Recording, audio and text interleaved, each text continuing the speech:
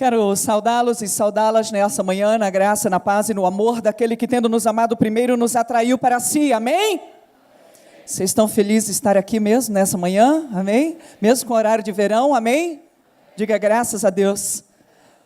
Quando o pastor disse assim, diga para a pessoa que está mais próxima de você alguns motivos de gratidão, eu virei para o pastor que estava atrás de mim e eu falei assim, nós estamos vivos e estamos na presença de Deus. É suficiente, sim ou não? Suficiente para viver algo novo e extraordinário nesse dia, neste lugar.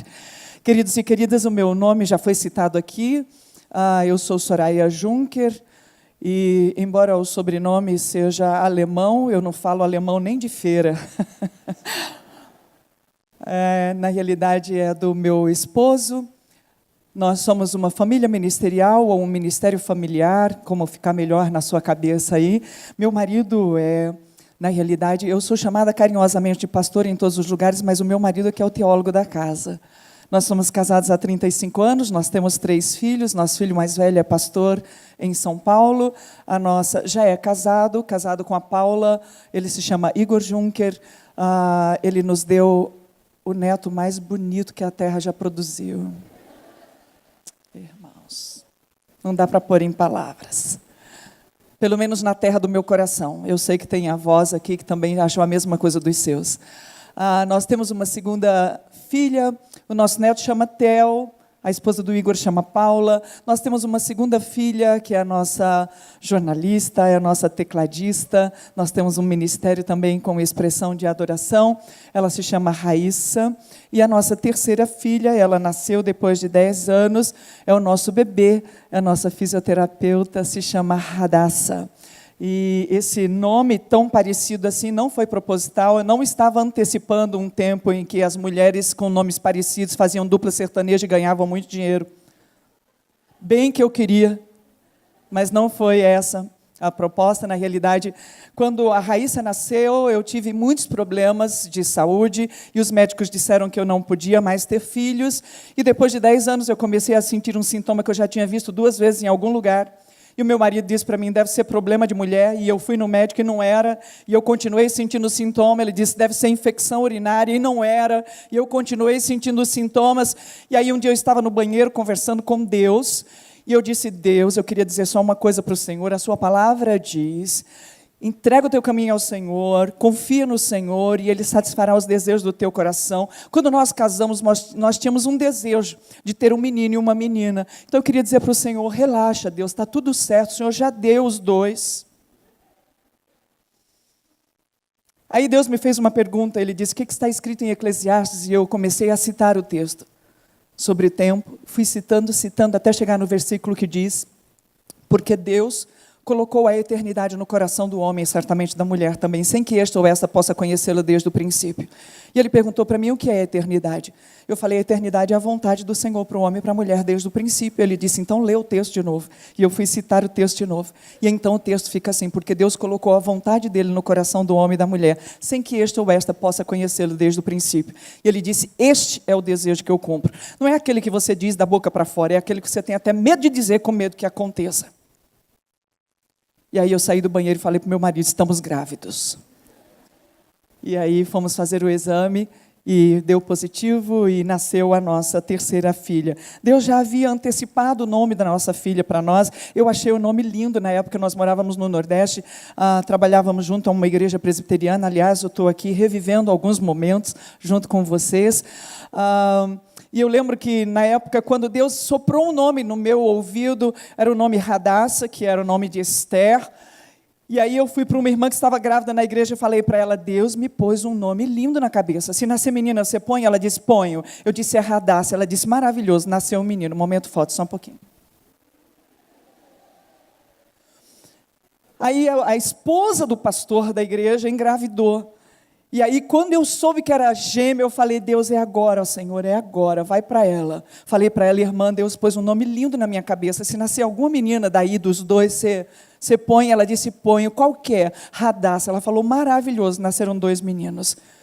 E aí eu falei, então tá bom, Deus, está tudo certo. E aí nasceu a nossa Radassa.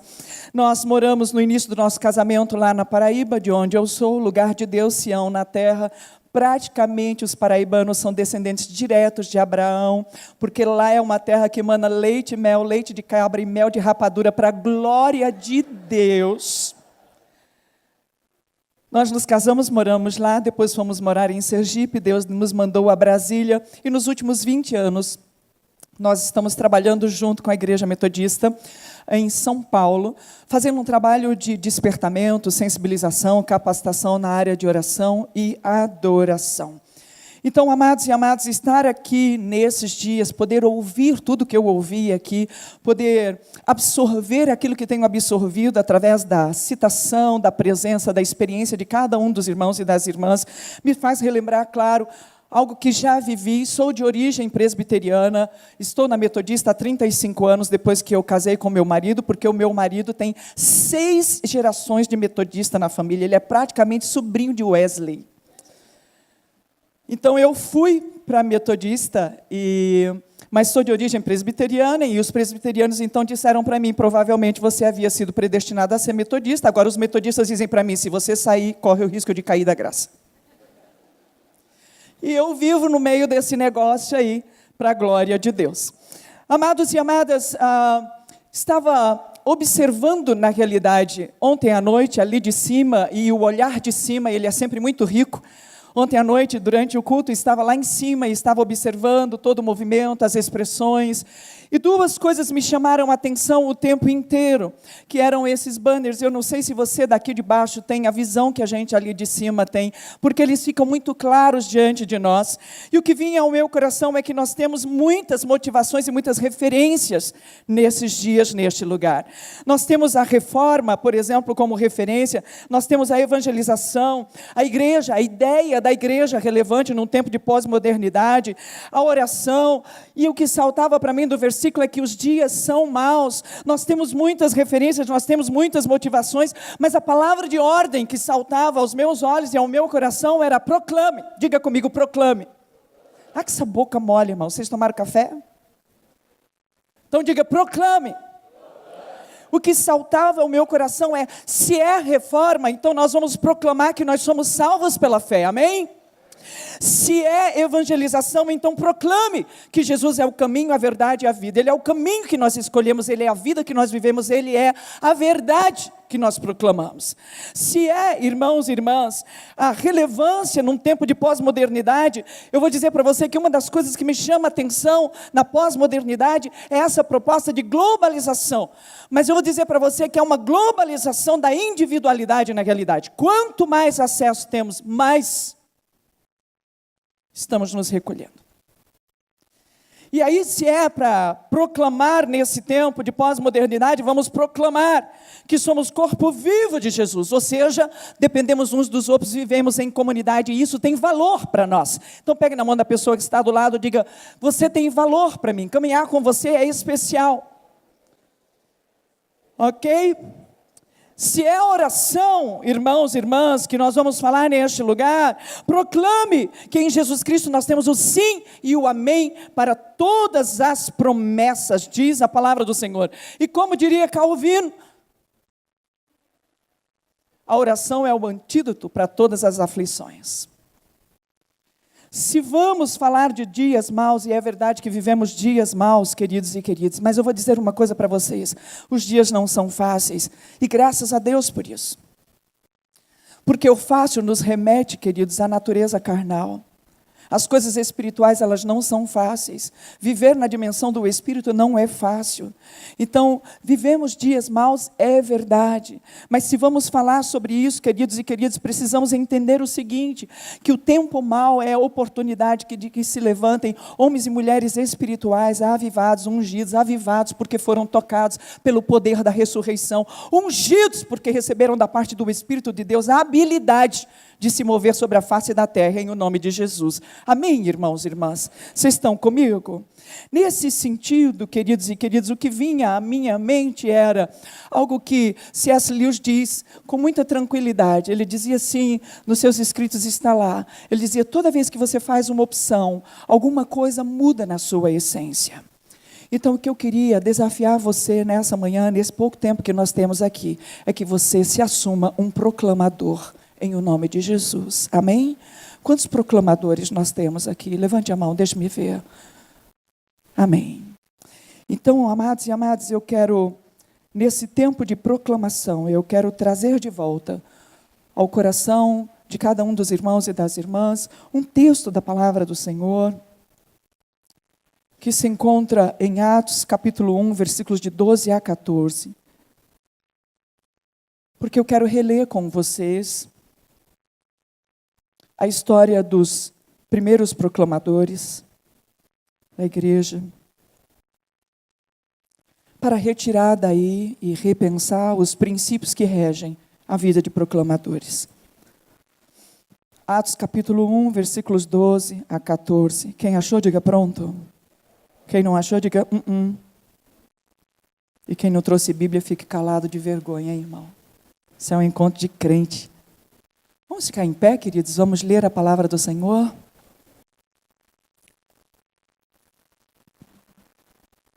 Eu não lembro mais se isso é uma tradição presbiteriana, mas eu sei que é uma tradição metodista. Mas eu não leio a Bíblia em pé só porque é uma tradição metodista. Mas porque eu tenho convicção de que a Bíblia é a vontade revelada de Deus para mim. E quando eu me levanto para lê-la, é porque eu estou dizendo, Senhor, eu vou ler a tua vontade para mim. E aí, se o Senhor disser, é agora, eu já estou em pé. Vamos ler? Todos acharam?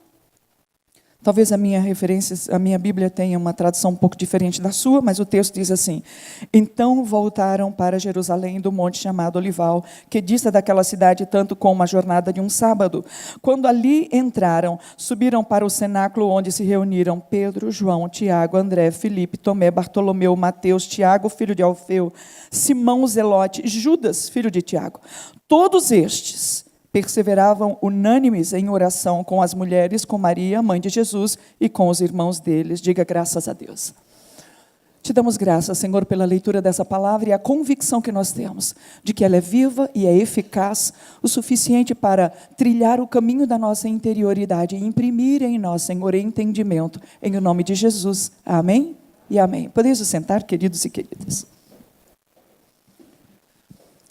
Amados e amadas, quero só rememorar com você de que nos poucos mais de 3 anos em que o Senhor Jesus esteve aqui na terra cumprindo o seu ministério, um ministério profícuo em pouco mais de 3 anos, diz a palavra do Senhor que Ele reuniu ao seu redor um grupo de homens e de mulheres, que era na realidade uma multidão que queria estar onde Jesus estava, queria ouvir o Senhor Jesus, queria ver os milagres que Ele fazia, queria participar do movimento que estava acontecendo.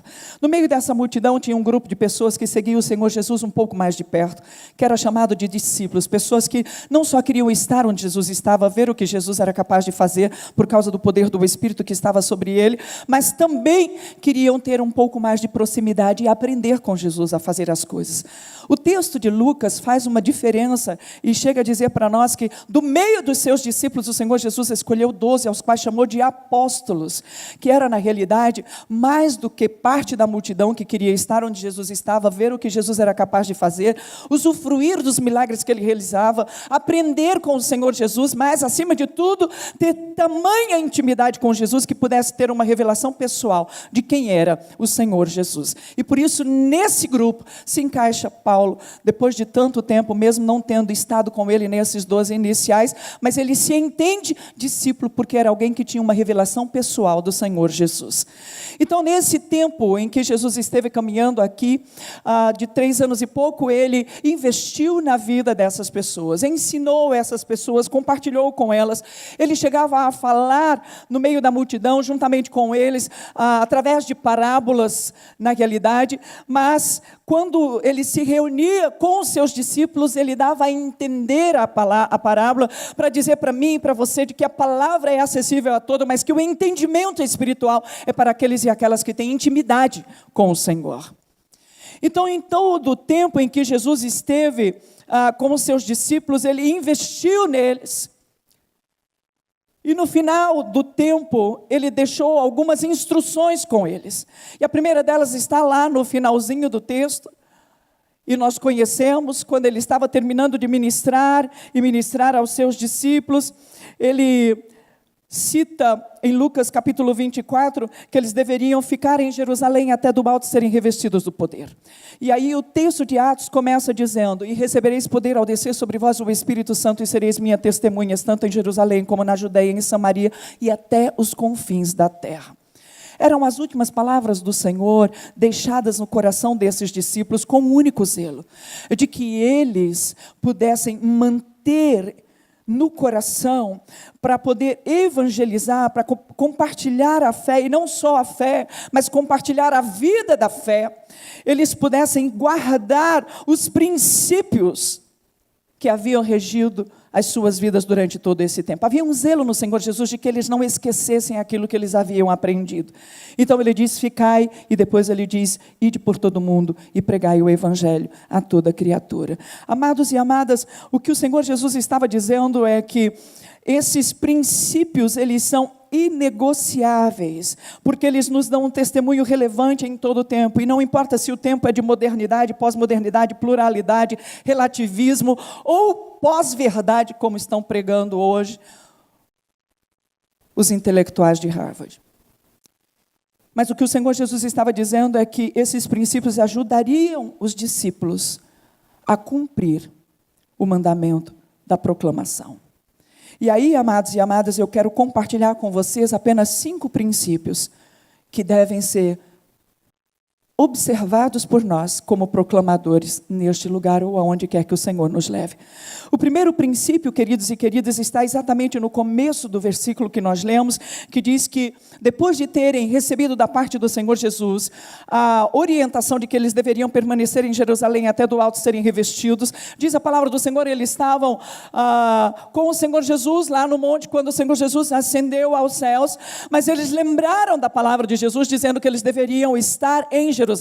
Então eles voltam para Jerusalém e permanecem em Jerusalém. O primeiro princípio na vida de um evangelizador, de um proclamador, irmão e irmã, é o princípio da obediência, e obediência à palavra do Senhor. Essa obediência que move o nosso coração de dentro para fora e gera ação em nós, ela precisa ser observada por nós em todo o tempo.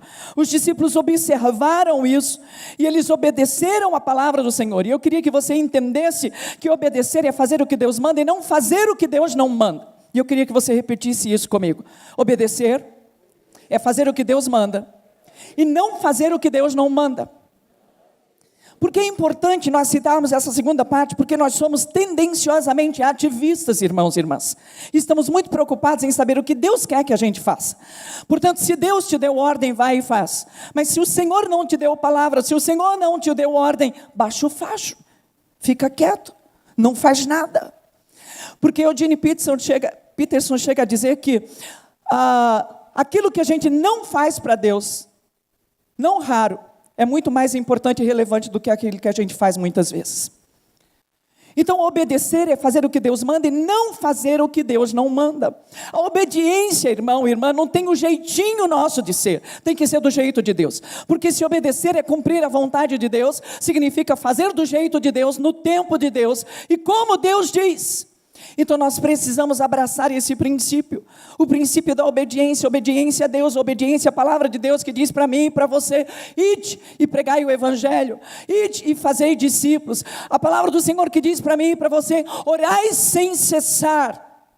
Nós precisamos obedecer à palavra do Senhor, queridos e queridas, trazer de volta o valor dessa instrução da palavra do Senhor que nós declaramos quando nós assumimos o compromisso como membros de igreja. Momento foto. Como membros de igreja, e nós dissemos que a Bíblia era a nossa única regra de fé e prática cristã. Quantos ainda lembram disso? Nós precisamos trazer de volta a questão do princípio da obediência à palavra de Deus, irmãos e irmãs.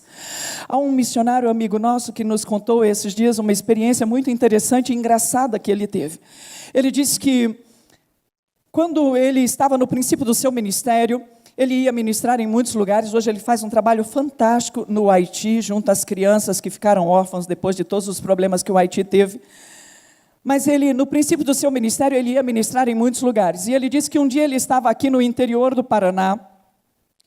E ele estava ministrando e estava orando pelas pessoas.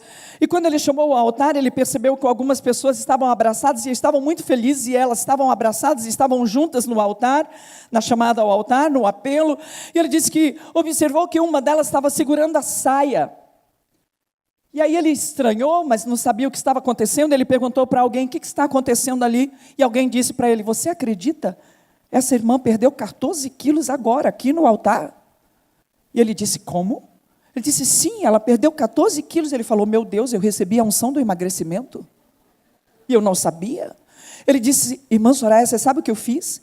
A igreja tinha uma rádio, tinha um programa na rádio, eu fui para a rádio e disse para as pessoas: se você tem problema com obesidade, venha, porque Deus me deu a unção do emagrecimento. Ele disse: a igreja ficou cheia. E eu falei: eu imagino. Ele disse: então eu preguei, depois que eu preguei, eu chamei as pessoas ao altar. Ele disse: o altar ficou cheio. E eu disse para ele: eu imagino.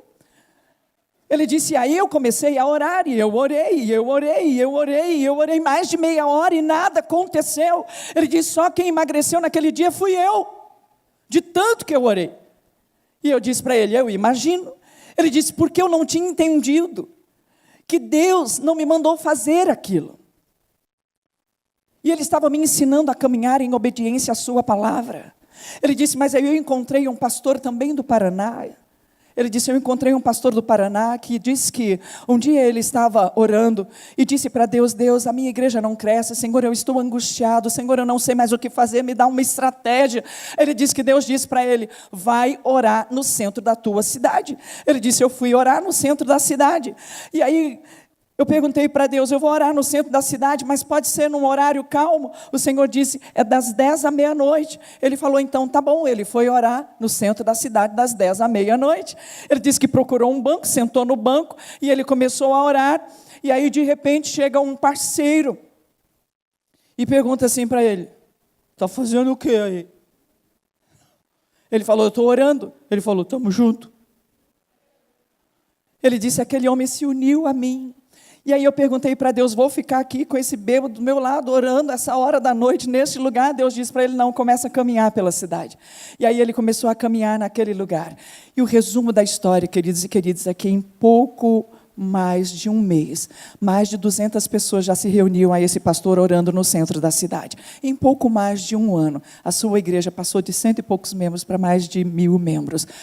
Porque ele tinha recebido uma instrução de Deus. Ainda bem que vocês são presbiterianos, senão o meu temor agora ficou de que todos vocês agora fossem procurar um bêbado para orar no meio da rua. O que nós precisamos aprender, queridos, é que a obediência é o princípio de todo bem. A palavra do Senhor diz que por um entrou o pecado e por um entrou a salvação, por um entrou a desobediência e por um entrou a obediência. Então, obedecer a palavra de Deus é princípio de proclamador em nome de Jesus. Amém, amados e amadas? Quantos estão comigo? Diga: eu estou. Nós precisamos desse exercício. O segundo princípio, irmãos e irmãs, é o princípio, na realidade, que a palavra do Senhor mostra quando diz assim: então eles voltaram para Jerusalém e fizeram do cenáculo o seu lugar de moradia. O segundo princípio é o princípio da comunhão. Diga comigo: comunhão. Na essa boca mole, diga: comunhão. Nós precisamos, como proclamadores, guardar em nós o princípio de zelar pela comunhão. A comunhão com Deus, a comunhão com a igreja, a comunhão com os irmãos, a comunhão no seio familiar, a comunhão. Por quê, queridos e queridas? Porque comunhão é comum união. Por quê, amados e amadas? Porque a comunhão é muito mais que ajuntamento. A comunhão é muito mais do que ajuntamento. Nós estamos juntos neste lugar, mas é preciso que haja comunhão neste lugar, para que se cumpra o que diz a palavra do Senhor. No meio da comunhão, o Senhor ordena a sua bênção. É preciso que haja comunhão mais do que ajuntamento. Às vezes só estamos juntos. Comunhão é partilha de sonhos, é partilha de entendimentos, é partilha de vida, é partilha de esperança. Nós precisamos nos reunir em o nome de Jesus nessa comunhão, para partilhar os sonhos que nós ainda temos para viver como igreja, para partilhar a esperança que nós nutrimos em nós, de que estamos aqui, vivemos dias maus, é verdade, mas o Senhor tem preparado para nós um lugar. Quantos ainda creem nisso, irmãos? É preciso que haja comunhão, e eu vou dizer uma coisa para vocês: o ajuntamento, ele favorece a comunhão, mas a comunhão, ela favorece a manifestação da unidade que nos foi outorgada no sacrifício de Jesus. Para dizer para mim e para você que se a comunhão abre as comportas dos céus com bênção sobre nós, a unidade cerra as portas do inferno debaixo dos nossos pés. E nós precisamos disso. Jesus teve o zelo de pintar alguns quadros no final do seu tempo com os seus discípulos. E tem 3 quadros que eu quero citar para você muito rapidamente. O primeiro quadro, queridos e queridas, é quando ele os chama para um momento de comunhão e ele partilha com eles ali a ceia e diz para ele: nós estamos comendo aqui até que a gente possa comer de novo lá. O que ele estava dizendo é: a comunhão nos prepara para viver na eternidade. Diga glória a Deus. Diga, a comunhão nos prepara para viver na eternidade. Irmãos e irmãs, às vezes nós vamos para o momento de ceia, um momento de comunhão, e não só a comunhão no fato de estarmos juntos, mas aquele momento da ceia, da comunhão, e nós parece que perdemos de vista o valor daquele momento. Mas aquele momento nos prepara para viver a eternidade. Aquele momento sinaliza para nós o eterno. Jesus pintou esse quadro na mente dos seus discípulos. Outro quadro que o Senhor Jesus pintou na mente dos seus discípulos foi quando ele chama os seus discípulos para orar lá no Getsemane. E aí conhecemos o texto, a palavra do Senhor diz que Jesus então os deixa ali orando e vai separado orar. E quando ele volta, eles estavam dormindo, e ele os acorda e fala com eles e volta de novo a orar e faz isso 3 vezes, e 3 vezes eles estavam dormindo. E Jesus diz para eles: nenhum momento consegues vigiar em oração. Jesus estava pintando um quadro de comunhão, dizendo para mim e para você, através daquele quadro, que a comunhão nos prepara para cumprir o chamado de Deus. Era isso que Jesus estava fazendo naquele lugar. A comunhão com Deus nos prepara para cumprir o seu chamado. A comunhão com a palavra nos habilita a cumprir o seu chamado. A comunhão no Espírito nos fortalece para cumprir o seu chamado. Jesus estava pintando um quadro naquela idade. E o terceiro e último quadro que ele pintou foi o quadro da cruz, porque na cruz ele nos mostra que é possível que haja uma comunhão saudável com Deus e com o próximo. Jesus estava pintando um quadro para que os discípulos não esquecessem de que a comunhão era parte daquilo que eles precisavam vivenciar, a fim de que a obra se expandisse. Então vire para a pessoa que está do seu lado e faça só assim, diga: não estou repreendendo nada não, irmão, é só para lembrar que tem uma cruz entre nós, ok? Há uma cruz entre nós que nos habilita. Há uma cruz que nos habilita a ter comunhão com Deus e comunhão com o próximo. Ontem o professor estava brincando aqui, dizendo que pelo menos numa coisa a gente concorda: o dízimo. E é verdade. No que diz respeito às coisas naturais, mas no que diz respeito às coisas espirituais, Jesus é a única concordância. Como eu disse o pastor Valdir à noite, é Jesus no nosso meio, nos habilitando a viver uns com os outros. Não somos fáceis, mas Jesus está conosco. Não é fácil ser igreja nesse tempo, mas Jesus está conosco.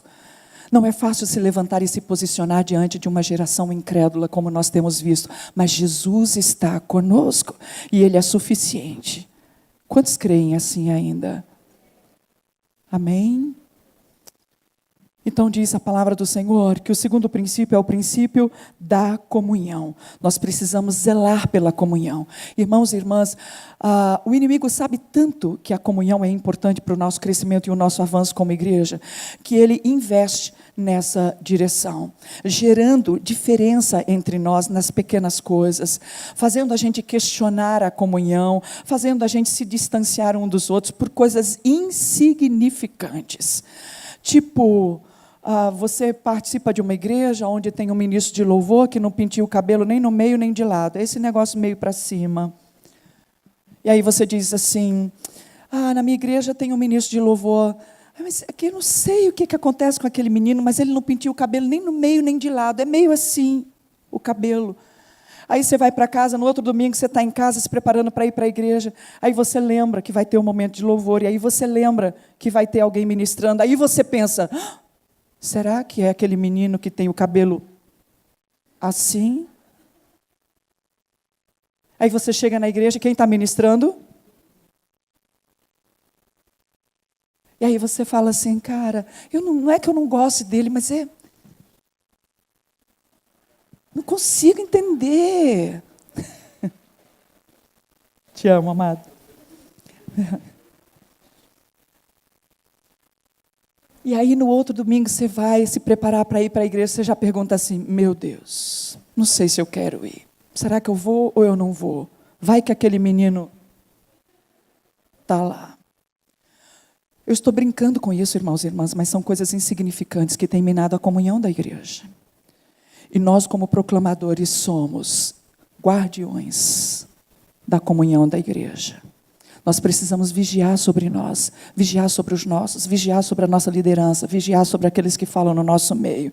Cuidado com aquilo que você fala para não ferir a comunhão, cuidado com aquilo que você faz para não ferir a comunhão, porque a comunhão é princípio na vida de proclamadores. Amém, queridos e queridas? Em nome de Jesus, a comunhão, irmãos e irmãs, é princípio na vida de proclamadores. Então diz a palavra do Senhor, queridos e queridas, que quando eles estavam naquele lugar, eles se mantiveram orando durante todo o tempo que eles estavam naquele lugar. E diz que se reuniram os discípulos, se reuniu a mãe de Jesus, se reuniram os irmãos de Jesus, e eles estavam naquele lugar e permaneceram naquele lugar. E aí você sabe que essa reunião de oração durou quase 10 dias. Para quem não conseguia orar nem uma hora, eles pegaram no tranco e agora eles ficaram 10 dias orando naquele lugar, para aprender que a oração é princípio, vida de oração, que significa vida partilhada com Deus, é princípio na vida de proclamador. Vida de oração, é preciso ter vida de oração. Irmãos e irmãs, a oração, na realidade, ela é essa vida partilhada com Deus. Algumas citações muito preciosas de Lutero da oração, ele diz que atualmente eu estou tão ocupado que não posso passar menos de 4 horas por dia na presença do Senhor. Era uma quebra na justificativa que às vezes a gente usa, de dizer assim: eu corri tanto hoje que eu não tive tempo de orar como eu gostaria. Ele dizia o contrário, ele dizia: eu tenho tanto por fazer que eu preciso orar mais ainda. Ele dizia outra coisa, ele disse: às vezes eu fui levado à oração pela irresistível convicção de que este era o único lugar para onde eu podia ir. Ele entendeu a oração como sendo lugar de intimidade e comunhão com Deus. Ele dizia que o sapateiro tem a sua função, o alfaiate tem a sua função, mas que o negócio do cristão é orar. Diga assim: o meu negócio é orar. Não é com essa boca mole, irmãos. Diga: o meu negócio é orar. Nós precisamos disso, irmãos e irmãs. Nós precisamos dessa vida partilhada com Deus. Como saber a vontade de Deus se eu não tenho comunhão com Deus? Como entender o projeto de Deus para a minha vida se eu não consigo ouvir a voz de Deus e entender o projeto de Deus para mim? Então nós precisamos orar, porque a oração é vida partilhada com Deus. Olha que coisa mais linda é a definição de Spurgeon sobre oração. Ele disse: orar é, de certa forma, banhar-se em águas cristalinas e assim escapar do calor do sol de verão. Orar é subir em asas de águia acima das nuvens e chegar ao céu claro onde Deus habita. Orar é entrar na tesouraria de Deus e enriquecer-se de um reservatório inexaurível. Orar é tomar o céu nos braços, é abraçar a deidade dentro da alma e sentir o corpo feito o templo do Espírito Santo. Independente da resposta, a oração em si mesma é uma bênção. Orar é desfazer-se de seus fardos, despir-se de seus trapos, lançar fora suas enfermidades, ficar cheio de vigor espiritual, alcançar o mais alto ponto da saúde cristã. Nós precisamos orar, queridos e queridas. Sabe qual é o grande problema da igreja? É que no tempo em que Lutero estava lutando pela fé, e ele o fazia em oração, ele estava lutando pela igreja, lutando pela fé genuína, lutando pela restauração do entendimento das coisas espirituais a partir da palavra. Enquanto isso estava acontecendo, havia movimentos como o iluminismo acontecendo também. E esses movimentos, eles foram se instituindo a ponto de gerar pensadores que definiram a vida em 2 quadros. Um quadro que era o quadro do sentimento e o outro que era o quadro da realidade. E eles dizem que o do sentimento é aquilo que não pode ser comprovado e a realidade é aquilo que é comum a todos. E no quadro do sentimento ele coloca Deus, a espiritualidade e a oração. E quando ele faz isso, eles estão dizendo para nós, e de alguma forma isso surtiu efeito na igreja: por que nós vamos orar se Deus vive nesse estado que não afeta esse estado? Se Deus vive nessa realidade que não afeta a realidade que nós vivemos? Isso foi ficando imprimido na mentalidade da igreja, e a igreja não tem orado tanto quanto deveria. Irmãos e irmãs, nós precisamos voltar a orar. Nós precisamos orar de verdade. Orar requer disposição de coração, queridos e queridas. E nós precisamos dispor o nosso coração a buscar a presença do Senhor em oração. O nosso negócio na terra, antes de qualquer coisa, é orar. Ontem dizia para o pessoal na oficina, que se tem uma coisa que me inquieta quando as pessoas dizem assim, nós vamos orar, mas nós vamos fazer. Esse mas, se você é razoável em português, você sabe que cancela o anterior. E a verdade não é essa. A verdade é, não há nada que nós possamos fazer antes de orar, mas há muito a ser feito depois de orarmos. Mas nós precisamos orar. Diga, nós precisamos orar. Nós precisamos voltar a orar, levar a oração a sério, irmãos e irmãs. Nós precisamos exercitar a oração. Eu vou dizer uma coisa para você, há um exercício de oração que nós precisamos fazer, porque orar é vincular a nossa mente à mente de Deus, a fim de que a mente de Cristo seja instituída na nossa mente, para que nós possamos pensar de forma elevada, os pensamentos elevados de Deus. Então orar é vincular a nossa mente à mente de Deus, para pensar como Deus pensa acerca da obra, acerca das pessoas, acerca daquilo que precisa ser feito, do que precisa ser abandonado.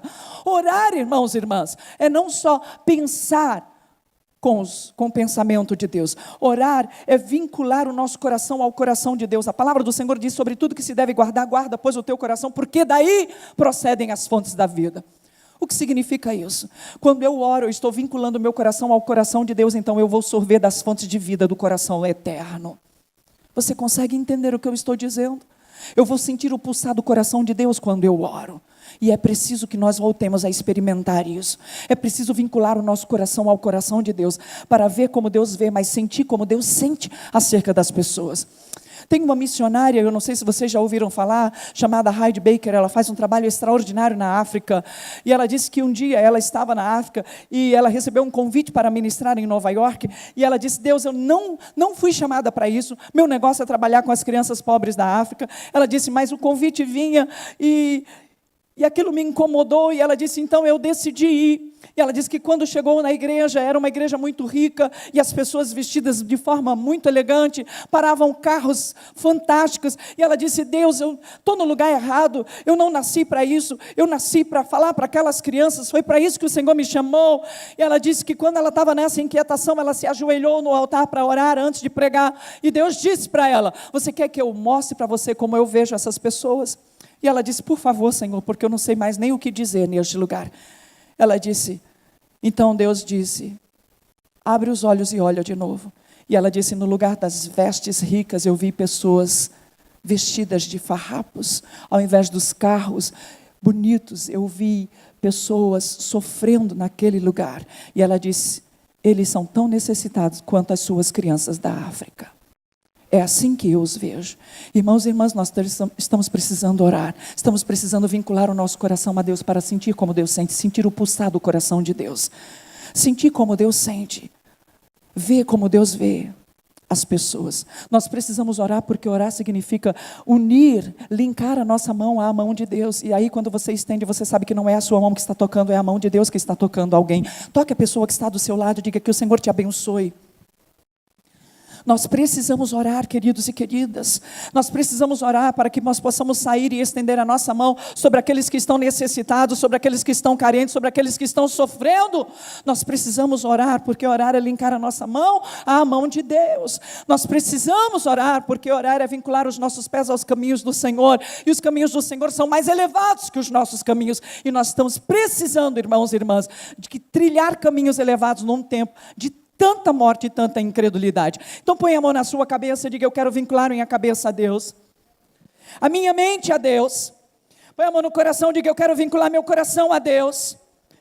Estenda a sua mão para frente e diga, eu quero vincular a minha mão a Deus, para que aquilo que eu tocar seja Deus tocando, aquilo que eu abençoar seja Deus abençoando, em nome de Jesus.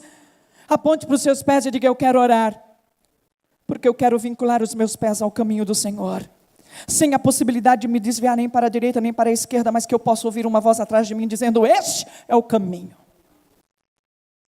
Quantos ainda estão comigo?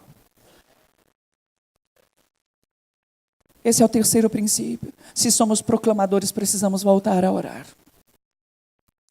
Precisamos voltar a orar em todo o tempo. Lutero dizia, Wesley também dizia, os grandes homens de Deus do passado, eles entenderam que a oração É como o fôlego da alma. Não há possibilidade de viver sem orar. Você está respirando? Faz assim comigo. Então ora, irmão. Porque oração é fôlego da alma. E o oxigênio, ele tem a habilidade de manter o seu organismo funcionando como deveria. Lutero dizia, oração é fôlego da alma. Wesley dizia, oração é oxigênio da alma. E o oxigênio, querido, mantém o seu corpo em ordem. Já viu uma criança nascer quando falta oxigênio? O que acontece? Ela fica com problemas. Já viu um crente novo nascer? Não ensina ele a orar para ver se ele não fica com problema também.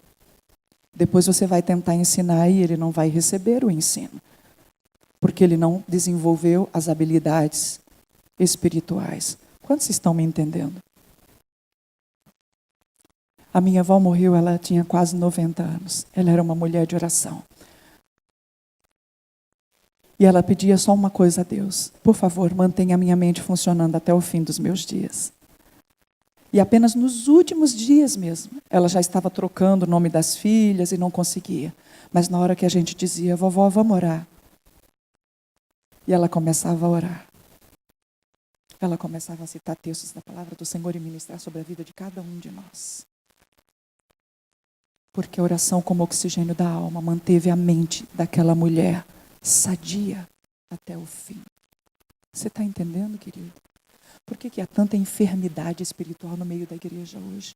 Porque está faltando oxigênio no organismo. Por que há tanta debilidade no meio da igreja? Porque está faltando oxigênio no organismo. Por que há tanta gente deformada como crente? Dando um testemunho reprovável. Porque está faltando oxigênio na alma. Nós precisamos orar. Por que nós precisamos orar? Porque o Senhor Jesus, Ele mesmo disse, sem o Pai eu nada posso fazer. Nós precisamos orar porque não dá para ser proclamador sem o Pai. Nós precisamos orar, queridos e queridas, porque Jesus, Ele orou por aqueles que Ele já havia recebido do Pai e aqueles que Ele ainda ia receber do Pai. Jesus estava orando por pessoas como eu e como você, que foi alcançado depois de muito tempo. Nós precisamos orar por aqueles que ainda não foram alcançados antes de caminhar na direção deles. Nós precisamos orar porque a palavra do Senhor fala sobre essa possibilidade. Eu não sei se vocês já prestaram atenção, mas o final do texto a carta de Paulo aos Romanos, quando ele está se despedindo, ele diz assim, saúda a Andrônicas e Júnias, meus parentes que já estavam em Cristo antes de mim. Você entende o que significa isso? Você entende o que eram aqueles parentes de Paulo que já conheciam o Senhor Jesus? Quando eles se encontravam, fico eu imaginando, um dizendo assim para o outro, cara, vamos orar. Porque o Jesus que mudou a nossa vida pode mudar a vida desse menino. Imagina esse menino mudado por Jesus. Imagina esse menino com o zelo que ele tem, com o conhecimento que ele tem, com a habilidade que ele tem. Imagina esse menino convertido. E eu imagino que aquela família estava orando, aqueles parentes estavam orando para que Paulo fosse alcançado. Quem é que você olha e você diz assim, imagina essa pessoa convertida a Jesus. Eu não sei se você tem esse olhar, mas eu tenho esse olhar como mulher de oração. Às vezes eu olho um artista, às vezes eu olho um político. Sim, ok, irmãos. E eu creio que Jesus ainda pode fazer. E eu vou dizer uma coisa para vocês. Quando nós olhamos para alguma coisa e consideramos imutável aquilo que sabemos que não está em conformidade com a vontade de Deus, nós estamos permitindo que uma corrente de incredulidade tome conta da nossa mente. Então o que nós vemos hoje, sabemos que não é a vontade de Deus, não pode ser aceito por nós como sendo imutável.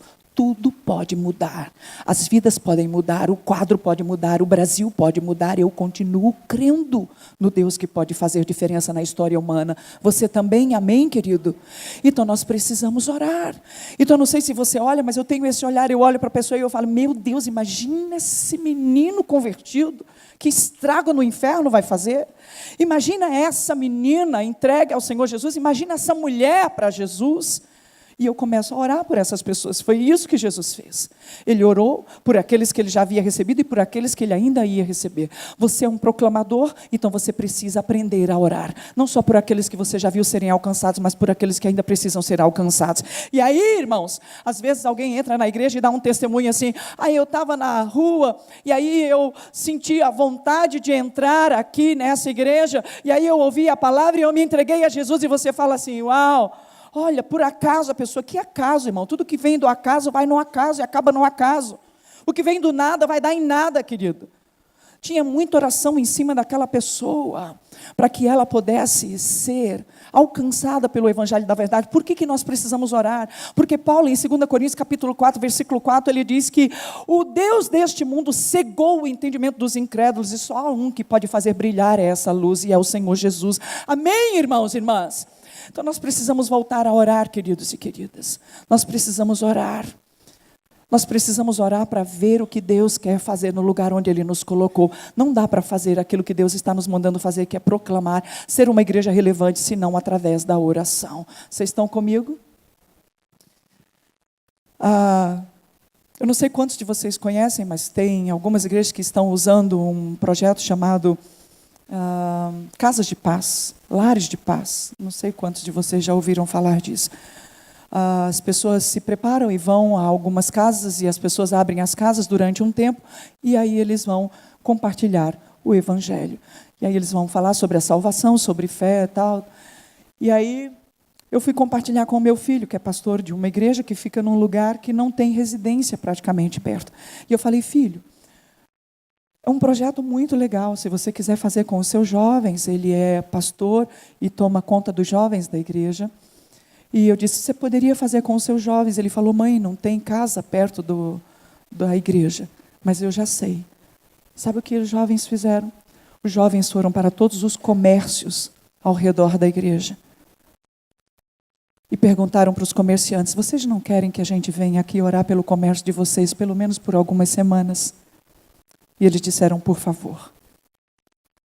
E aqueles jovens daquela igreja, que têm tido um testemunho relevante, fizeram diferença na comunidade onde eles estão, orando pelos comércios do lugar. Nós precisamos orar. Diga comigo: nós precisamos orar. Vire para a pessoa que está do seu lado e diga: só faltam 2, tenha fé, irmão, vai acabar. Que, aliás, eu nem perguntei até que hora eu tenho, eu sei que depois vai falar o Supra. Primeiro princípio da obediência. Segundo princípio, o princípio da... Obrigada, irmãos. Puxa, como é bom falar com o presbiteriano, gente. Que povo cabeção, gente, que delícia. Terceiro princípio, o princípio da oração. Quarto princípio, diz a palavra do Senhor. Então, eles estavam naquele lugar e você sabe, Judas já tinha se suicidado, e eles olham para eles e eles falam assim: gente, vocês souberam? Quem leu as mensagens do WhatsApp hoje de manhã? Quem leu? O que aconteceu? Eu não entrei hoje, a minha internet não está boa, está que nem a internet daqui. Não funcionou, meu celular não funcionou. Você não viu, cara? Judas se suicidou. Mas estava escrito isso. Alguém falou do outro lado. Davi já tinha falado sobre essas coisas. Qual é o quarto princípio, queridos e queridas? É o princípio, na realidade, do discernimento espiritual, que nos leva a conferir coisas espirituais com coisas espirituais. Se somos proclamadores, precisamos desenvolver esse discernimento para conferir coisas espirituais com espirituais. Há muitas coisas estranhas, há muito vento de doutrina, há muita coisa com aparência de espiritualidade sendo ministrada. E hoje, o acesso que as pessoas têm às informações, e hoje nós temos muita informação e pouca cultura. E aí eu vou dizer para você, nós temos no Facebook, por exemplo, nós temos teólogo de plantão, nós temos filósofo de plantão, psicólogo de plantão, um monte de coisa desarrumada sendo falada à igreja, e as pessoas estão assumindo. Eu vou dizer uma coisa para vocês que tem acontecido nesse nosso tempo, por exemplo, de multiplicação das mídias sociais. Algum especialista faz uma declaração e a gente assimila aquilo como sendo verdade, e nem sempre tem fundo de verdade. Nem sempre está baseada na verdade, porque a verdade é a palavra do Senhor. E aí, queridos e queridas, nós precisamos fazer o exercício que o pastor Augusto Nicodemos diz. Ele diz que o grande problema hoje da igreja é que a igreja está lendo a Bíblia a partir da cultura e não a cultura a partir da Bíblia, e isso é verdade. Nós precisamos conferir coisas espirituais com espirituais, não é porque tem aparência de espiritualidade que é espiritual, não é porque tem aparência de aprovação, aparência de coisa boa que é bom para nós. O que a Bíblia diz sobre isso, irmãos e irmãs, o que a Bíblia diz sobre isso que você está ouvindo, o que a Bíblia diz sobre isso que você está fazendo, o que a Bíblia diz sobre a sua vida, o que a Bíblia diz sobre essa obra, o que a Bíblia diz sobre este cântico. Outro dia uma jovem ligou para mim e disse: tia, eu já passei dessa fase agora, eu sou vó. Mas ela disse: tia, vão ensinar um cântico aqui na igreja, eu queria saber o que a senhora acha. Eu falei: qual é o cântico, querida? E eu vou correr o risco de dizer aqui, eu espero que vocês não cantem. Ela disse: é um cântico que diz assim, é Jesus dizendo assim: se for preciso, eu morro de novo por você. Olha aqui para mim, irmão, olha aqui para mim. A licença poética talvez tenha feito essa pessoa fazer essa citação com a ideia de Jesus não se arrependeu de ter morrido por você, entende? Ele faria de novo. Mas olha aqui para mim, o que a Bíblia diz sobre isso, irmãos? A Bíblia diz que por um único e suficiente sacrifício, que jamais vai acontecer de novo, jamais vai acontecer de novo, um único e suficiente sacrifício. Então nós precisamos conferir coisas espirituais com coisas espirituais, irmãos. Se somos proclamadores da verdade, nós precisamos conhecer a verdade, e para isso nós precisamos voltar à palavra do Senhor. Nós precisamos ler a Bíblia, meditar na Bíblia, orar a Bíblia, cantar a Bíblia, viver a Bíblia. Antigamente, quando alguém se convertia no Rio de Janeiro, alguém olhava para essa pessoa e dizia assim: e aí, fulano agora virou Bíblia. Quem dera todos nós agora fôssemos Bíblia, que as pessoas olhassem para nós e vissem Bíblia em nós, porque, aliás, essa é a Bíblia que muitos vão ler na nossa vida. Nós precisamos conferir coisas espirituais com espirituais. Não é porque parece bom aos seus olhos que é bom aos olhos de Deus. Não é porque parece agradável a nós como igreja que é agradável ao Senhor. Não é porque parece santo e espiritual que é. Tem que passar pelo crivo da palavra do Senhor. Quantos estão comigo?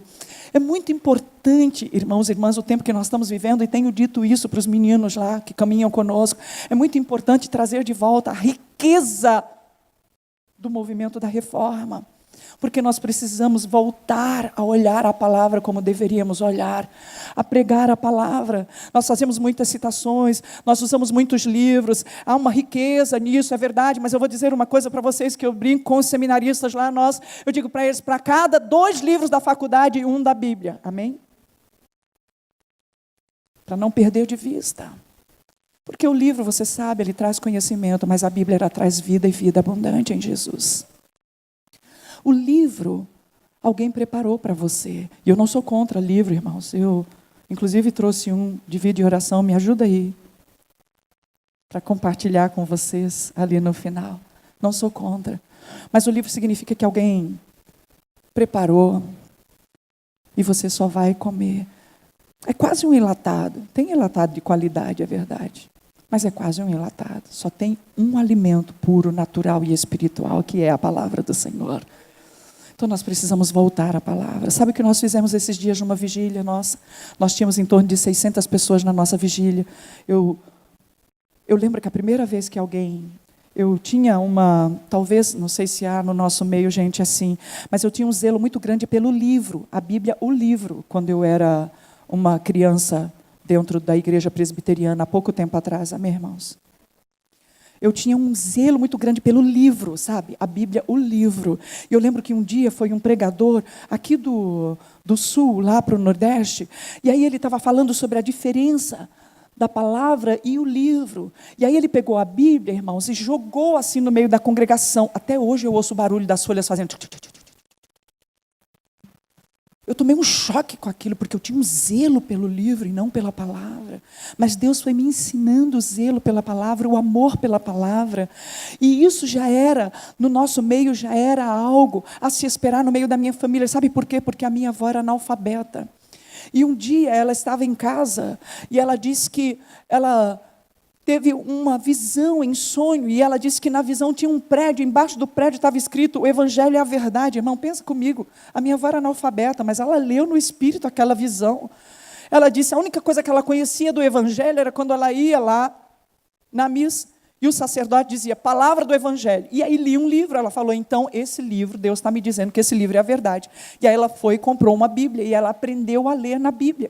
E a minha avó desenvolveu um amor tão grande pela Bíblia, pela palavra do Senhor, queridos, que ela, mesmo já sendo bastante idosa, quando ela aprendeu a ler, para você ter uma ideia, fora todas as vezes que ela leu a Bíblia inteira, ela leu de joelhos a Bíblia 8 vezes, do Gênesis ao Apocalipse. Outro dia eu perguntei no encontro de jovens, tinha 400 jovens, quem já tinha lido a Bíblia pelo menos uma vez, do Gênesis ao Apocalipse? Ninguém levantou a mão. A minha avó tinha um amor tão grande pela palavra, que ela tinha uma Bíblia, e ela trazia uma coisa de tradição com ela tinha uma Bíblia, e a Bíblia era sem capa, então a Bíblia era molinha. Sabe o que ela fazia? Ela colocava a Bíblia debaixo do travesseiro, e a gente dizia, para que isso, vovó? Ela dizia, porque eu não quero me distanciar da palavra do meu Deus, nem enquanto durmo, na simplicidade da sua mente, do seu coração. Ela desenvolveu um amor pela palavra, que precisa ser desenvolvido por nós. Então, naquele dia, quando aquele negócio fez o barulho lá, aquilo quebrou o que precisava ser quebrado em mim, e eu passei a ver a palavra do Senhor e não só o livro. E aí, quando nós fizemos a vigília, eu peguei esse livro e eu fui mais além do que aquele pregador que jogou no meio da congregação. Eu desfolhei uma Bíblia inteira. Eu desfolhei com a bênção do meu bispo, meus irmãos. Eu desfolhei uma Bíblia inteira. E aí nós tínhamos 600 pessoas, deu 600 folhas, das 600 e pouco, distribuímos com mais alguns pastores que estavam no lugar. E às 3 horas da manhã da vigília, nós ficamos em pé, sem nenhum som, nada funcionando, só o burburinho da igreja lendo a palavra do Senhor. Todos lemos a palavra do Senhor e eu cronometrei. Nós, como igreja, naquela madrugada, lemos a Bíblia, do Gênesis ao Apocalipse, em 22 minutos, ponto 3. Nós precisamos trazer de volta à igreja a palavra do Senhor para discernir coisas espirituais com espirituais. Amém? Irmãos e irmãs, vocês ainda estão aí ou já dormiram? Diga para a pessoa que está do seu lado, vai acabar agora, meu filho. Tenha fé, em nome de Jesus. Primeiro princípio. Irmãos, vocês não me conhecem. Se vocês não disserem, eu começo tudo de novo. Primeiro princípio. Segundo, olha o medo. Senti um temor genuíno agora. Primeiro princípio. Segundo princípio. Terceiro princípio. Quarto princípio. Discernimento. Sabe o que é discernimento? Discernimento é aquilo que eu sei. Eu não sei porque eu sei, mas eu sei. Sim ou não? Decora aí, irmão. Diga comigo. Discernimento é aquilo que eu sei. Que eu não sei porque eu sei, mas eu sei. É ou não é assim? Julgamento é uma coisa. A palavra do Senhor diz que a gente não deve julgar a ninguém. Porque o julgamento parte de uma premissa pessoal. O discernimento parte de uma premissa espiritual. Então o discernimento, às vezes, eu nem sei porquê, mas eu olho e falo, não é. Sim ou não? Ok.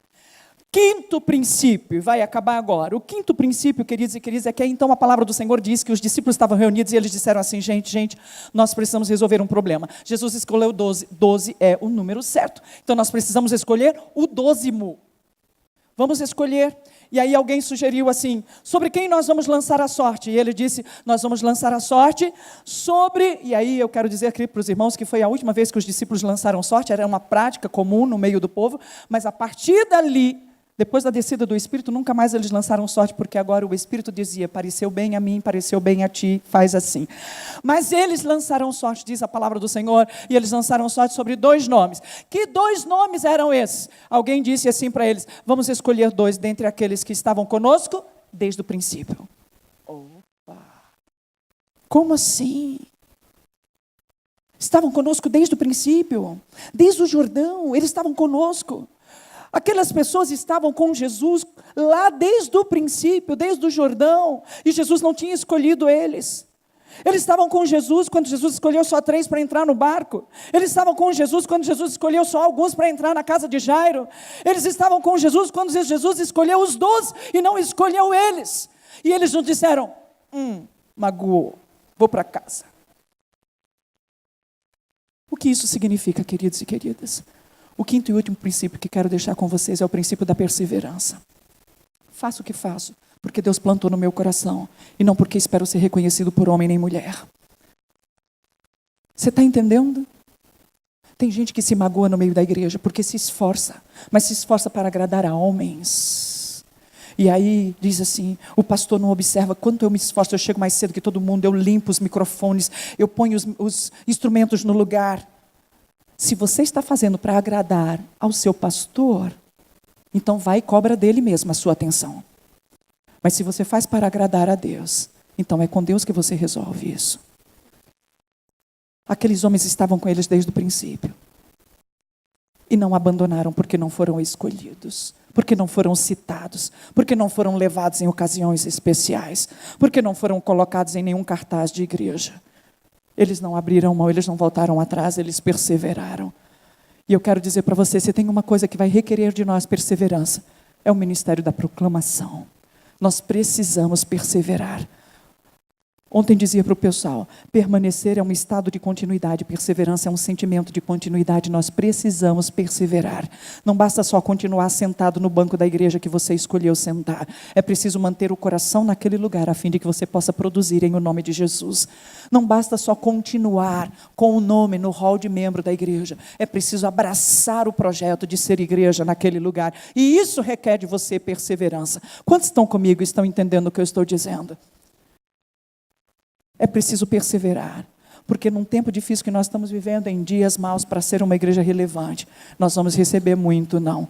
E eu quero pedir licença para ler um trecho do diário de Wesley para vocês nessa manhã. O trecho diz assim: manhã de domingo, 5 de maio, preguei em uma igreja e me pediram para não mais voltar ali. Tarde de domingo, 5 de maio, preguei em outra igreja, diáconos me mandaram sair e ficar do lado de fora. Manhã de domingo, 12 de maio, preguei em mais uma igreja, não posso voltar lá.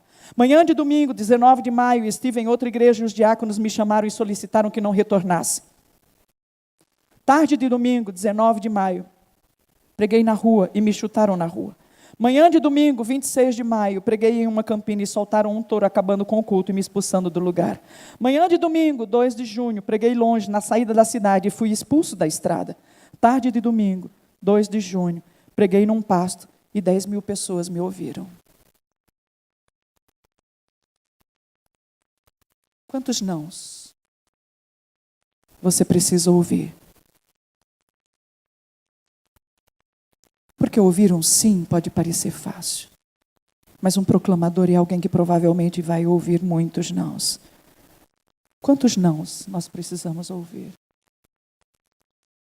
Quantas vezes nós vamos precisar recomeçar? Quantas vezes nós vamos precisar dizer sim de novo para o Senhor? Eu não sei quanto a você. Não sei quem aqui é pastor ou pastora, quem é presbítero ou diácono. Espero que não sejam diáconos semelhantes a esses. Se você é líder da igreja, se você é um membro da igreja, um homem ou uma mulher de Deus. Mas se tem uma coisa que eu aprendi a orar todos os dias, foi pedindo ao Senhor, por favor, guarde a minha mente e meu coração, não me permita perder a visão da graça. E segundo, eu digo sim outra vez para o Senhor. Quantas vezes for preciso, eu direi sim de novo ao Senhor. E não importa quantos nãos eu venha a ouvir. Amém? Vamos ficar em pé e vamos orar então?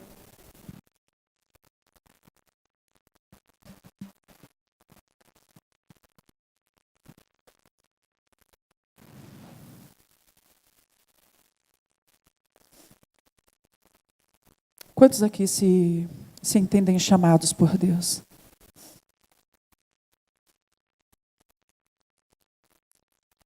Às vezes nós resistimos ao chamado, porque nós olhamos para figuras que assumiram funções dentro da estrutura eclesiástica. E nós dizemos, não, eu não fui chamado para aquilo. Aquilo é função, querido. Eu estou perguntando quantos se sentem chamados por Deus. E agora eu não estou brincando, ontem brinquei com o pastor dizendo que muitos foram chamados, outros são corintianos.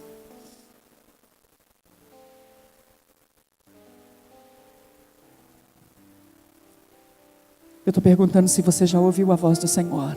Tinha um pastor batista, bem velhinho, ele já partiu, ele dizia, tem muita gente no ministério que não foi chamado, foi assoviado. Sabe quando você assovia no meio da rua e um monte de gente olha sem saber quem está chamando exatamente? Mas a minha pergunta é, você ouviu Deus chamando você? Você ouviu o seu nome? Você tem convicção de que Deus tem uma obra a realizar na sua vida? Você quer mesmo se engajar nessa obra de proclamação? Não importa o tempo que nós estejamos vivendo. Você quer ser parte daquilo que Deus tem para fazer? Tenho orado para que Deus levante uma igreja séria no nosso país. Recebemos amigos do México, pastores, e ele estava muito interessado em saber, vocês são mais de 40 milhões no Brasil hoje? E eu disse para ele, E ele disse, fala para mim como estão os percentuais. Diminuíram as drogas, diminuíram, a prostituição diminuiu, as crianças, analfabetismo, todas as marcas essenciais do Evangelho. E eu disse para ele, não. E ele não conseguia entender por que não, se nós somos tantos. Provavelmente porque tem muita gente que não viu ainda a voz do Senhor chamando o seu nome. Mas eu quero orar por você agora. Eu lembro do meu marido no início do nosso casamento, quando Deus estava o chamando. E ele dizia assim, Deus, eu sempre trabalhei na tua obra, eu sempre investi na tua obra, mas pastor não, né? Pastor não, Deus, eu não quero andar o resto da minha vida de Fusca.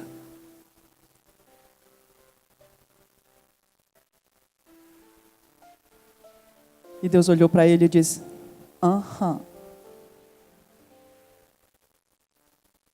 Eu não sei quais os temores que há no seu coração e na sua mente, acerca da obra que Deus tem para realizar. Mas eu sei que esse é um dia muito especial. Deus investiu, Deus trouxe homens extraordinários para partilhar conosco neste lugar. Pessoas para dividir mais do que conhecimento, dividir a vida conosco neste lugar. Deus está investindo em nós. E se nós que somos bobos, não fazemos as coisas de bobeira, Deus não fez nada de bobeira neste lugar. Ele atraiu você a este lugar. Ele trouxe essas pessoas para investir em você neste lugar, a fim de que você possa assumir o compromisso diante dele. Então eu gostaria de orar por você, que ainda não disse sim ao Senhor, porque teme as consequências da fé. Se sente meio Pedro, quando disse para o Senhor, és tu mesmo, Senhor, então me faz ir ao teu encontro. E ele foi, ele olhou para um lado, olhou para o outro, ele disse, aonde foi que eu vim amarrar minha égua? No meio da água. E ele afundou. Talvez algumas pessoas estejam temendo as consequências da fé. E se eu disser que eu quero me engajar e Deus me mandar para o seminário teológico? E se eu disser que eu quero me engajar e Deus me mandar para fora do Brasil? E se eu disser que eu quero me engajar e o pastor me chamar para assumir um ministério na igreja, eu não tenho habilidade? Todos os grandes homens da palavra do Senhor disseram para o Senhor, Senhor, tem certeza de que sou eu mesmo? O endereço não está errado, não? E o Senhor disse, porque eu sei que pensamento tenho a teu respeito. Pensamento de paz e não de mal, para te dar uma esperança e um futuro. Ontem, eu não lembro agora qual dos ministrantes disse que anda preocupado porque não se faz mais apelo nessa direção do chamado. E eu lembro que foi numa igreja presbiteriana, aos 16 anos de idade, que Deus confirmou o chamado que Ele tinha na minha vida, missionário. E naquela época, quem tinha chamado missionário na minha igreja, ia para um lugar chamado Betel Brasileiro. Vocês conhecem? Betel Brasileiro. Só tinha, naquela época naquela época é ótimo, né, irmãos? Guarda o coração para meu respeito. Mas naquela época só ia mulher para o Betel. Hoje vai homem e mulher. Mas naquela época só ia mulher para o Betel. E eu ouvia testemunho das meninas da minha igreja que iam, e elas diziam assim, gente, o negócio lá é tão estreito. Tem dia, tem semana que a gente só come bolacha cracker. Aí eu dizia, Deus, por favor, pode me chamar, mas não me manda para o Betel. Tudo que o Senhor quiser, menos o Betel. E aí eu fiz um trato com Deus. Eu falei, Senhor, do alto da minha limitação, eu queria fechar um acordo aqui com o Senhor. Somos 6 na minha família estudando para fazer vestibular esse ano. As 5 estão se reunindo e estudando. Eu vou estudar o normal para fazer. Se eu não passar, eu vou para o Betel. Mas por favor, por favorzinho. E aí, quando chegou o tempo do vestibular, naquela época, irmãos, que dor que isso dá no coração. Naquela época, irmãos, o resultado do vestibular era dado pela rádio, nome por nome. Quem é dessa época? Só para não me sentir velho sozinho. Obrigada, irmãos. E aí, como o meu era com S, era um dos últimos, foi dando e nenhuma delas passou. Só eu. E aí eu fui para a faculdade. Minha primeira faculdade foi engenharia. Aí eu fui para a faculdade. E quando eu estava na faculdade, todos os dias Deus perguntava para mim: tem certeza? É isso mesmo? Aí eu dizia: qualquer lugar menos o Betel.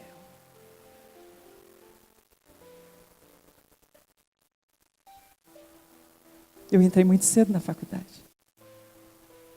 E aí um dia, num culto da minha igreja, Deus confirmou muito claramente o meu chamado.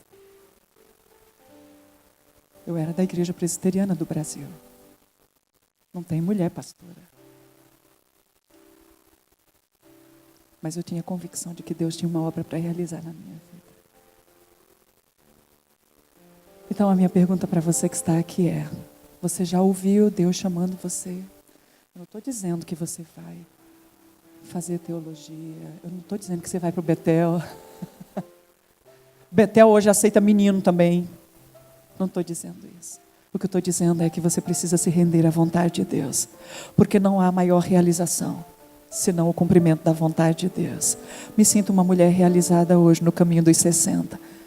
Não porque eu já fiz tudo que eu sonhava fazer, mas porque eu me vejo fazendo o que Deus sonhou que eu fizesse. Então eu queria que a gente orasse agora. Queria convidar você a fazer aquelas coisas que crente faz nessas horas, sabe? Baixa a cabeça, fecha os olhos e ora. Porque eu gostaria de perguntar: há alguém aqui que ainda não teve a oportunidade, quem sabe, de levantar a mão e dizer sim ao chamado do Senhor, mas quer fazer desse dia um marco na sua vida? Estenda a mão aí onde você está, eu só quero orar por você. Alguém que diz assim: tá bom, Deus, eu me rendo, amém. Mais alguém? Amém. Mais alguém? Amém. Amém. Mais alguém? Aleluia. Amados, se um evento chamado Proclame não cumpre o desafio de despertar a gente para se comprometer com a proclamação, vai ter que ser repensado. Então eu quero orar pelas pessoas que levantaram a mão. Senhor, eu quero abençoar essas pessoas na autoridade do Teu nome. Eu quero declarar, Senhor, que todos os limites, Senhor, dessas pessoas agora estão submetidos a Ti. Todas as inquietações, Senhor, agora passam a fazer parte, Senhor, do Teu alvo de olhar. Todo o incômodo, toda a incerteza, Senhor, nós agora pedimos, por favor, trata, cancela, desfaz, Senhor, mas confirma com paz no coração dos Teus filhos e filhas o Teu chamado. Confirma com paz e alegria, Senhor, porque não há privilégio maior do que servir ao Deus Todo-Poderoso. Não há privilégio maior do que ser servo do Senhor, do que viver para cumprir a vontade do Senhor. Por isso eu clamo a Ti agora, Senhor. Derrama sobre a cabeça dos Teus filhos e filhas uma goteira de óleo de alegria, Senhor. Que isso traga fortalecimento aos ossos, traga paz ao coração, traga ânimo, Senhor. Que isso traga disposição, Senhor, e confirme o valor da esperança nutrida em Ti, Senhor. Eu peço a Ti, Senhor, que o Senhor dê clareza. Porque quando dizemos sim a Ti, não temos noção ainda do formato que o Senhor vai dar ao ministério. Mas eu te peço, Senhor, dá clareza aos Teus filhos e filhas, Senhor. Ministra sobre eles e elas, Senhor, de uma forma especial nessa hora. Imprime, Senhor, sobre eles e elas, Senhor, a convicção, ó Deus, de que a vocação, ela é apenas o primeiro passo, mas haverá necessidade da devoção. E que isso traga, Senhor, um efeito extraordinário, em o nome de Jesus, para o louvor da Tua glória. Quero orar por essa igreja agora. Uma igreja, Senhor, sensível ao teu agir, uma igreja, Senhor, sensível ao teu Espírito, uma igreja, Senhor, aberta aos movimentos missionários, Senhor. Eu quero te pedir, por favor, Deus, abre as comportas dos céus, Senhor, e provê financeiramente, mas acima de tudo e antes de qualquer coisa, levanta homens e mulheres no meio dessa igreja, Senhor, homens e mulheres ungidos, avivados, espirituais, fortalecidos no poder do teu Santo Espírito, Senhor, cheios de ti, Senhor, porque Jesus fez a obra que fez, porque estava cheio do poder do Espírito Santo, e ao ressuscitar,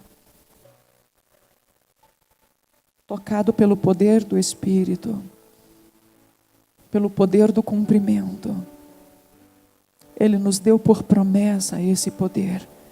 E o poder do cumprimento está sobre nós agora, Senhor. Então levanta mesmo, restaura, Senhor. Restaura, ó Deus, uma espiritualidade centrada, Senhor, na palavra e na vida de oração. Perdoa-nos, Senhor, se como igreja perdemos a oração de vista muitas vezes. Perdoa, Senhor, se esquecemos de fazer o que os discípulos fizeram no princípio, quando eles disseram, nós precisamos nos dedicar à oração e à palavra. E hoje, quando vamos, Senhor, ordenar homens e mulheres ao ministério, nós declaramos, vai, prega a palavra e cumpre, ministra os sacramentos, e não dizemos, vai e ora.